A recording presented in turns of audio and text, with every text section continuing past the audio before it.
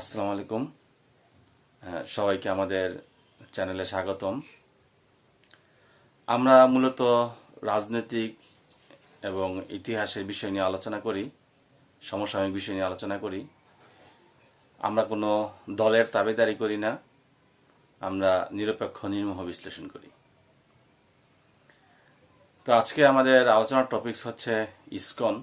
এটা হিন্দু ধর্মাবলম্বীদের একটি সংগঠন। ধর্মীয় যে কোনো বিষয় নিয়ে কথা বলাটা একটু সেন্সিটিভ, কিন্তু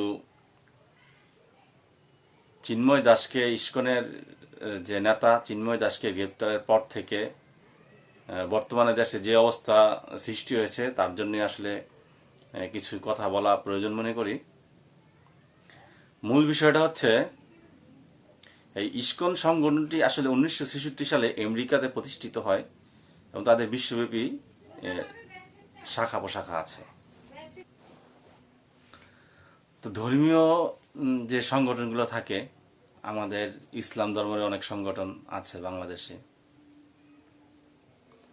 কিন্তু যে আন্তর্জাতিক কোনো সংগঠন যদি হয়ে থাকে, সেই সংগঠন বাংলাদেশে পরিচালিত হতে হলে অবশ্যই কিছু নিয়ম নীতি মানতে হবে। তো ইসকন কতটুকু মানে আমরা এত ডিটেলস জানি না। তো ধর্মীয় রাইটস সবাই আছে, যে যার মতো তার ধর্ম পালন করবে, এটা সমস্যা না। কিন্তু ধর্মীয় সংগঠনের আড়ালে যদি রাজনৈতিকভাবে কোনো সংগঠন ব্যবহৃত হয় এবং দেশের আভ্যন্তরীণ নিরাপত্তার বিষয়ে হুমকি হয়, সেই ক্ষেত্রে সেই সংগঠনের কার্যক্রম পরিচালিত করার বিষয়ে অবশ্যই দেশের সরকারের নিয়ন্ত্রণ করতে হবে। তার একটি গুরুত্বপূর্ণ পয়েন্ট নিয়ে কথা বলতে চাই। পয়েন্টটি হচ্ছে যে ইসকন এই সংগঠনটি বাংলাদেশে দীর্ঘদিন যাবৎ তাদের কার্যক্রম পরিচালনা করছে। তো বিগত 15-16 বছরে ইসকনকে আমরা কিন্তু এভাবে রাজপথে পাইনি। যখন আওয়ামী লীগ সরকার ক্ষমতায় ছিল, এই ইসকনের ওই সময়কার কার্যক্রম এবং এই সময়কার কার্যক্রম কিন্তু টোটালি ভিন্ন।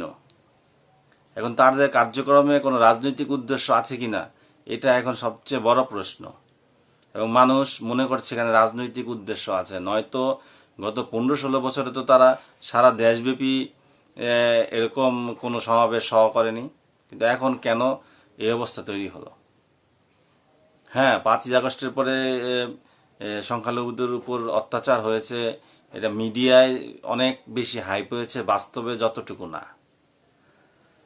শোনেন, একটা কথা বলি, এই দেশে আমরা যারা রাজনীতি করি, আওয়ামী লীগ, বিএনপি বা যেই রাজনীতি করেন না কেন, তা সেখানে কিন্তু সব ধর্মের লোকই রাজনীতি করে।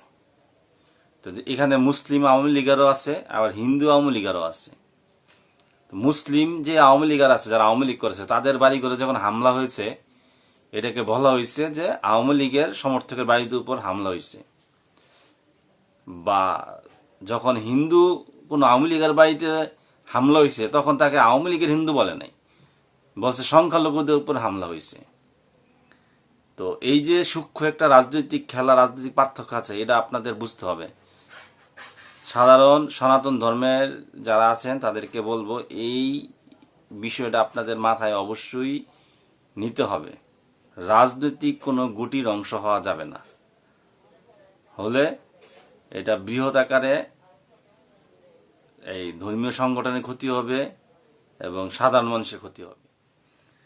তো যে কথাটা বলতেছিলাম, যে ধর্মের ইস্যু নিয়ে বাড়াবাড়ি করলে এটা আসলে মানব জাতির জন্য ক্ষতিকর এবং ধর্মের জন্য ক্ষতিকর। তো বাংলাদেশে সংখ্যালঘু একটা সেন্সিটিভ ইস্যু। যতটুক না কোনো ঘটনা ঘটে, তার চেয়ে আমরা দেখছি যে এটাকে বাড়ায় বলার একটা প্রয়াস থাকে মিডিয়াগুলোতে অথবা আন্তর্জাতিক পরিমণ্ডলে। তো সেখান থেকে এই যে ইসকনের যে নেতাকে গ্রেপ্তার করা হয়েছে, সে যদি প্রকৃত দোষী হয়ে থাকে, আইনের মাধ্যমে তার মোকাবেলা করতে হবে। এখানে দেশের ভিতর বিশৃঙ্খলা সৃষ্টি করে, ধর্মীয় উন্মাদনা তৈরি করে, একটি বড় ধরনের কোনো অরাজক পরিস্থিতি সৃষ্টি হলে দাঙ্গা সৃষ্টি হলে সেটা কিন্তু কোনো ধর্মাবলম্বীদের জন্যই ভালো কিছু হবে না। এবং বর্তমান যুগে এসে আমরা এই ধরনের চিন্তাও করতে পারি না যে কোনো সাম্প্রদায়িক দাঙ্গা সৃষ্টি হোক, কোনো সাম্প্রদায়িক উস্কানি সৃষ্টি হোক, কোনো সাম্প্রদায়িক হিংসা বিদ্বেষ এমন পর্যায়ে চলে যাক যেখানে আমাদের যে দীর্ঘদিনের যে সহাবস্থান, শান্তিপূর্ণ একে অপরের সহাবস্থান, এগুলা যাতে বিঘ্ন না হয়। তো হিন্দু ধর্মাবলম্বী ভাইদের বলবো যে মাথা গরম করবেন না। আপনাদের প্রথম পরিচয় হচ্ছে আপনারা বাংলাদেশী, এটা হচ্ছে আপনাদের প্রথম পরিচয়। তো আমরা চাই যে ধর্ম নিয়ে কোনো ঝামেলা সৃষ্টি না হোক। এটা সৃষ্টি করলে এটা রেজাল্ট খুব ভালো হয় না, এটা খুব ক্ষতি হয়। ইতিপূর্বে আমরা দেশ বিভাগের সময় এরকম সাম্প্রদায়িক দাঙ্গা দেখেছি। 1955-56 সালে একটা দাঙ্গা হয়েছে, 1965 সালে দাঙ্গা হয়েছে, কিন্তু ওই সময় কিন্তু যোগাযোগ ব্যবস্থা বা বিশ্বটা কিন্তু এমন ছিল না আজকের যে বিশ্ব। তো এই বর্তমান বাস্তবতায় দাঁড়িয়ে যে কোনো ধর্মীয় উন্মাদনা থেকে আপনারা নিজেদেরকে রক্ষা করুন। সবচেয়ে বড় কথা, আপনাদের ধর্মীয় গুরু যেই মামলায় গ্রেপ্তার হয়েছে তাকে আইনের মোকাবেলা করতে দেন, আশা করি এই সমস্যার সমাধান হয়ে যাবে। কিন্তু ধর্মীয় উন্মাদনা সৃষ্টি করে, হ্যাঁ, রাস্তায় রাজপথে কোথাও ধর্মীয় উন্মাদনা সৃষ্টি করে আসবেন, কিন্তু পরবর্তীতে কিন্তু আমরা হিন্দু মুসলমান সবাই পাশাপাশি বসবাস করতে হবে। আপনারা রাস্তায় গ্যাঞ্জাম করবেন, এটার একটা নেগেটিভ ইম্প্যাক্ট কিন্তু সমাজে পড়বে, তখন কিন্তু সবার জন্যই ক্ষতিকর। তাই আমরা বলবো যে বিবেকের কে কাজে লাগান, যে আসলে আপনারা মানে কোন জায়গাটায় আসলে কাজ করছেন, কতটুকু এটা সঠিক, কতটুকু এটা বেঠিক। সাম্প্রদায়িক সম্প্রীতি হচ্ছে সবার আগে। সবাইকে ধন্যবাদ।